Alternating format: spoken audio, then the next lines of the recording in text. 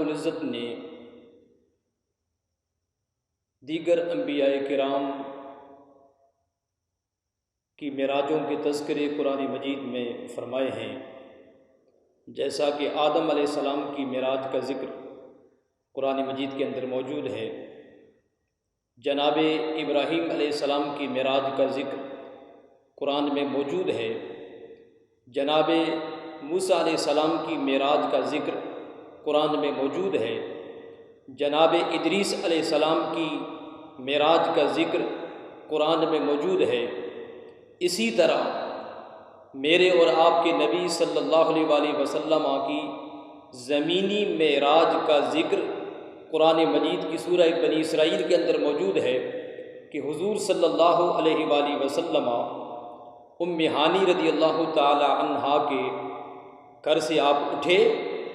اور بیت اللہ شریف میں آپ تشریف لائے، تو حضور صلی اللہ علیہ وآلہ وسلم جب بیت اللہ شریف میں تشریف لائے تو بخاری شریف کی حدیث میں آتا ہے کہ فنزل جبریل علیہ السلام ففرج صدری ثم غسلہ بماء زمزم ثم جاء بطشت من ذهب ممتلئ حکمۃ و ایمانا فافرغہ فی صدری ثم اطبقہ او کما قال النبی صلی اللہ علیہ وآلہ وسلم، متفق علیہ۔ جناب جبرائیل امین بیت اللہ شریف میں حضور صلی اللہ علیہ وآلہ وسلم کے پاس حاضر ہوئے تو حضور صلی اللہ علیہ وسلم فرماتے ہیں ففرج صدری، جبرائیل امین نے میرا شق صدر کیا، میرے سینے کو چیرا اور پھر میرا قلب جو تھا اس قلب مصطفیٰ صلی اللہ علیہ وآلہ وسلم کو جبرائیل امین نے نکالا، ثم غسلہ بماء زمزم، پھر زمزم کے پانی کے ساتھ اس کو دھویا اور حکمت و ایمان سے بھرا ہوا ایک طشت وہ حضور علیہ الصلوۃ والسلام کے قلب کے اندر، حضور کے سینے کے اندر اس کو انڈیل دیا،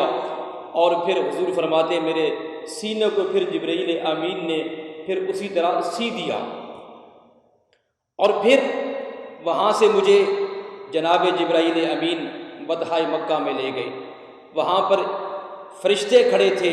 70,000 فرشتوں کی جماعتیں میں محمد صلی اللہ علیہ وآلہ وسلم کے استقبال کے لیے کھڑی تھی، اور حضور علیہ الصلوۃ والسلام فرماتے ہیں فرشتوں کی جھرمٹ میں مجھے ایک سواری پیش کی گئی، اور اس سواری کا ذکر بھی حدیث پاک میں آتا ہے۔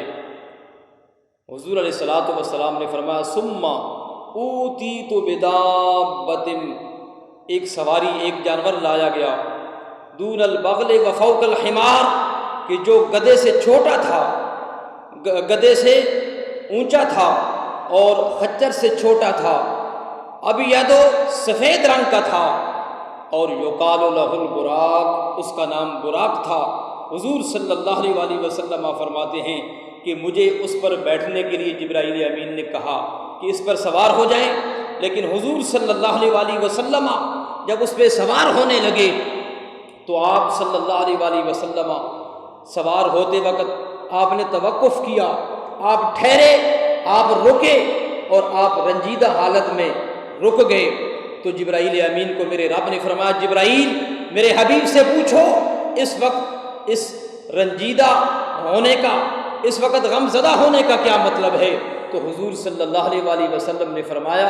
کہ میں اس لیے غم زدہ ہو رہا ہوں کہ آج مجھے اللہ کی بارگاہ میں بڑی شان و شوکت کے ساتھ، بڑی عظمتوں کے ساتھ، بڑی شانوں کے ساتھ، بڑی رفعتوں کے ساتھ بلایا جا رہا ہے، لیکن غم زدہ اور رنجیدہ اس لیے ہو رہا ہوں کہ کل قیامت کے دن جب میری امت اپنے گناہوں کا بوجھ لے کے اللہ کی بارگاہ میں جب جا رہی ہوگی اور نفسی نفسی کا عالم ہوگا، جب قیامت برپا ہوگی، 50,000 سال کا ایک دن ہوگا، تو اس دن میری امت کا کیا بنے گا؟ آواز آئی، اللہ نے فرمایا اے میرے حبیب پریشان نہ ہونا، جو آپ کا امتی آپ سے محبت کرنے والا ہے، کل قیامت کے دن ہم اس کو اسی طرح سے عزت و احترام کے ساتھ اپنی بارگاہ میں بلائیں گے، جس طرح اے محبوب آج ہم سواری بھیج کر آپ کو اپنی بارگاہ میں عزت و تکریم کے ساتھ بلا رہے ہیں، اسی طرح کل آپ کے ہر وفادار امتی کو ہم اپنی بارگاہ میں اس طرح عزت و تکریم کے ساتھ سواریاں بھیج کے بلائیں گے۔